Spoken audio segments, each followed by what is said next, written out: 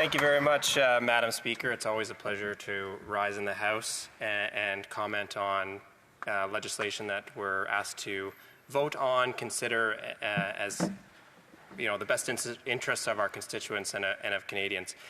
I wanted to start. I know this is a bill supposedly on affordability, but peeling back the onion, it's fairly meager, and there's been a lot of comments about if this was in your platform, why won't you support it? Are you going to support it? What's your position?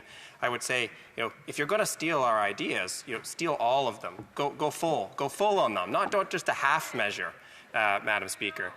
So I think that if they're going to take good ideas, take the full good idea. If you take half an idea, well, you get half the result. You get liberals, I guess. You get liberals. I also wanted to begin and my apologies, Madam Speaker. I did want to mention that I will be sharing my time with the member from King Vaughan. Apologies. Still learning the ropes, as you can see.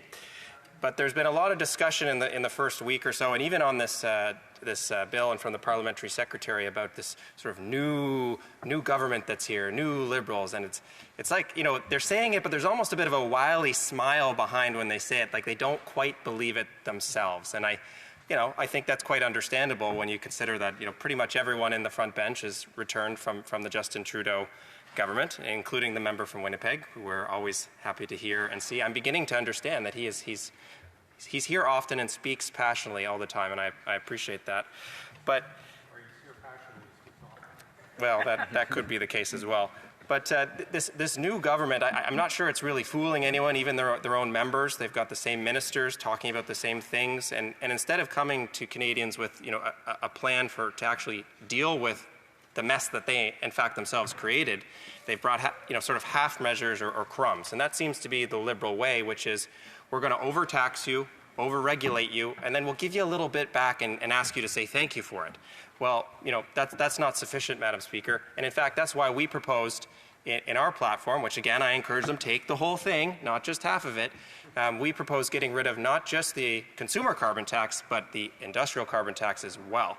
Because it sort of defies any understanding of basic economics to suggest that we can keep the industrial carbon tax, but it won't translate down into pricing that consumers pay. I mean, it's sort of basic economics that if a producer has to pay more to produce their product, whether that's getting food to the table or whether that's refining gasoline or whether that's building concrete to build homes.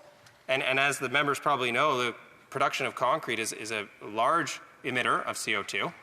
So they're going to pay a lot, and that's going to directly translate into the costs of building and homes. So to suggest that we can eliminate the carbon tax and everything's fine, and by the way, I mean, it's astounding that for 10 years I was told that I'm a bad person or I don't believe in science if I didn't believe that a carbon tax would change the weather. And now the Liberals seem to say, what carbon tax? That wasn't our carbon tax. What are you talking about? No, it's gone. It's gone. Sorry, we did a bad PR job, so now, even though it's good policy, it might be good policy in their view, we did a bad PR job, so we got to cut it. But we'll keep the industrial carbon tax. And we'll hope that Canadians don't understand the difference and don't understand some basic economics. Well, I can tell you they will, because most Canadians have to budget. And when they do their budget, they go through their lines and they figure out their costs. What's it going to cost this year? How much income am I going to make? What are my expenses? Is my income going to be satisfactory to my expenses, or do I got to cut down? I mean, Canadians understand those concepts. I'm not sure why the government doesn't. There's no budget. There's no plan. So to the parliamentary secretary or anyone else who wants to discuss this bill, bring us a budget to talk about affordability. Don't bring in half measures that don't go the full way. On this new government, which really isn't new, it's just the same members, the same ministers, it's almost a little bit worse, I would say, because with this new prime minister, he seems to be pretty close and pretty friendly with the guy south of the border. And that's interesting, because at least with Mr. Trudeau, we saw there was really no love lost between Mr. Trudeau and the president. But I'm not sure that's the case here with the current prime minister. And the reason I say that is because you often hear that the finest form of flattery is imitation. And so we have seen our prime minister imitating Mr. Trump's actions, whether it was his, quote, first action to eliminate the consumer carbon tax, which was signing a document, which to this day I'm not even really sure what that document was. I mean, as any first-year law student will know, the Prime Minister does not have the authority to pass law. So, was he signing this to flatter the president? Was he signing it to imitate the president? I'm not sure, but he continues to do that. I mean, he called him a transformational president, so that's pretty high praise from a Canadian Prime Minister. So I wonder, we are often accused of being like, the president, but it seems that the only one who is acting like him, following him, and taking his lead from him is the Prime Minister. Madam Speaker, like many members, I knocked on many doors throughout my campaign, and of course housing and the cost of living were top issues. And I'm from a northern GTA riding, sort of the last GTA riding in York region and Durham region. And housing is pretty expensive in my area of the country. And so, having a GST cut that only goes from $1 million to $1.5 million is not really going to do enough in my area, because many homes are in fact greater than $1 million and in fact greater than $1.5 million. And even more so, Madam Speaker, is that this proposal is only for new home buyers. It's not for new homes. So let's not forget that there's a difference here. And this is why I say, if you're going to steal our idea, steal the whole thing. I mean, this is not just me saying this. Industry has said this. Build, the industry association, has said that this proposal will only affect a small number of home buyers. And in fact, I believe their quote is that it will not, quote, substantially improve affordability. So if the act is about affordability, but industry is telling you that this proposal won't do anything about that, then what's the point of this? If you're going to bring forward a proposal to affect affordability, it should at least achieve the objective that you have set out for yourself. I mean, by your own measure, you are failing at that then. So I would suggest that they go back to our platform, read it. I know they were reading it, because that's clear. They should go back and actually read it. Maybe they could propose an amendment, or we could, to fix it for them and bring it in line with our platform. I know, the members are keen to learn what we have to say because we have good ideas. So it's there. Let's bring it in. But I will also say, Madam Speaker, that many home buyers are not necessarily first-time home buyers. So many people start, in a condo or a smaller home when they're first married before they have children, and then when they need to move into another stage of life, get a bigger home, more bedrooms, more children perhaps, they buy another home. So those people are not first-time home buyers, but they're still new home buyers in the sense they're moving their way up the property ladder. This proposal won't do anything for them because they will not be, quote, technically first-time home buyers, Madam Speaker. So I think it doesn't go far enough, and I think I would encourage the government, the Liberal government, to go back, take our suggestions back. As they say, we're open to what the government has to propose when it's taken from good ideas that are ours. Go back, look at those proposals, maybe amend the bill and bring it back. And then maybe we can discuss, have a debate on that and whether that would be acceptable. On the carbon tax again, Madam Speaker, I do want to raise an important issue that was brought to my attention during my election. I have two great First Nations in my riding. One of them is the Chippewas of Georgina Island First Nation. They are located on an island in the middle of Lake Simcoe, which is only accessible by ferry. So when the carbon tax was implemented, the cost of diesel fuel to run that ferry increased. Now, even if you believe that a carbon tax would change the weather, you have to believe in that there's sort of elasticity of supply. That if I can't use this fuel, I can use something else to substitute it. Well, when you run a ferry, you can't because it runs on diesel, and that's the only way to get to the First Nation. So I would like the members opposite to comment, and perhaps in reviewing this bill, and maybe if we could propose some amendments to it, that they would consider refunding those to communities like the Chippewas of Georgina Island who had no alternative and could only purchase diesel fuel. Because I think that would really help affordability on the First Nations. Madam Speaker, thank you very much. Questions et commentaires. Questions and comments? The Honourable Member for Sherwood Park for Saskatchewan. Thank you, Mr. Speaker. I want to thank my colleague for an excellent speech.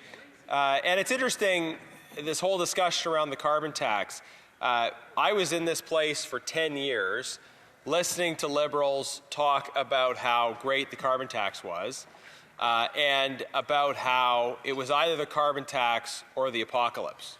Well, if they really believe that, then now they're talking about bringing on the apocalypse, I suppose. But they never believed that. It was always just something that they said. And yet they've also left in place the industrial carbon tax. And we see the continuation of policies like the industrial carbon tax that are leading to the high and growing unemployment rate.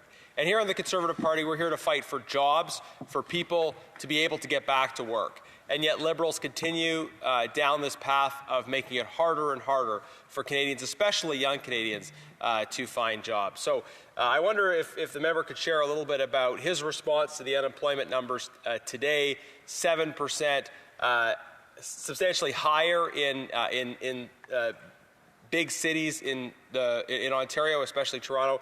What is his response to these numbers? The honourable member for York Durham. Thank you, Madam Speaker. Thank you to my colleague for the question. I mean, the numbers are out and they're bad. I mean, I think you're going to hear that because that's frankly the truth, especially around larger urban centres. You know, we have high unemployment, especially high unemployment amongst youth.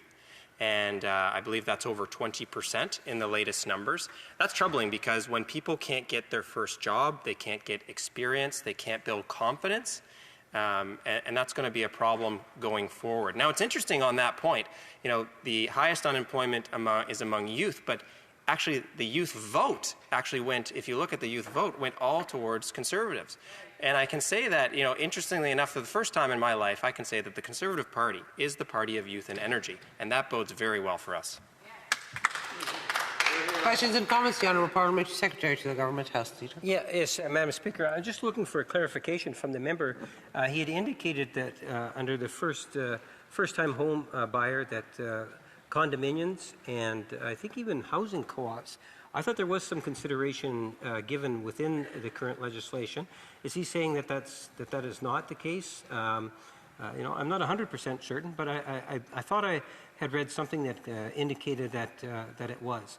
Does he know whether or not that is the case? The honourable member for York Durham. Happy to provide clarification to the member opposite. My comment on that was not about new home buyers. It was about buyers in general. So if many home buyers start in a condo, and of course they may benefit in the first instance, but when they move throughout their different life phases, you know, for example, moving from a small condo because you're first married and you don't need more space, moving to a home where you want to have children, you wouldn't benefit from this proposal. Unlike our proposal in the Conservative Party, you would have benefited from. And that's why industry has said that the Liberal proposal will not significantly improve affordability. That's not my words, Madam Speaker. That's Build's words. Questions et commentaires? Questions and comments? The honourable member for Edmonton West. Thank you, Madam Speaker. I'd like to thank my colleague for an excellent, well-thought-out speech. One of the issues of this so-called significant tax cut that we constantly hear the member from Winnipeg North call it is it only provides, according to Liberals' own numbers from their campaign platform, this year $271. That's less than $1 a day. And yet, according to Dalhousie University, the average family is going to be spending over $600 more for food this year. I wonder if my colleague could comment on the so-called significant tax cut from the Liberals won't even cover half of the increase in food costs this year for the average family. Member for York Durham. Thank you, Madam Speaker. A great question. I mean, that not only are the employment numbers bad, food inflation numbers are bad. Again, don't take my word for it. Go and look at the food professor. He put them out this week. We saw things like oranges up 26%, beef up 33 or 34%, depending on the cut. You know, the costs are spiraling out of control, and the Liberals' approach is let's give you a few breadcrumbs back, and we'll ask you to thank us for it. And I think Canadians will see through that, and will see that it's really the job-killing regulation, industry-killing emissions cap that is putting people out of work so they can't even afford the groceries that are even getting more expensive.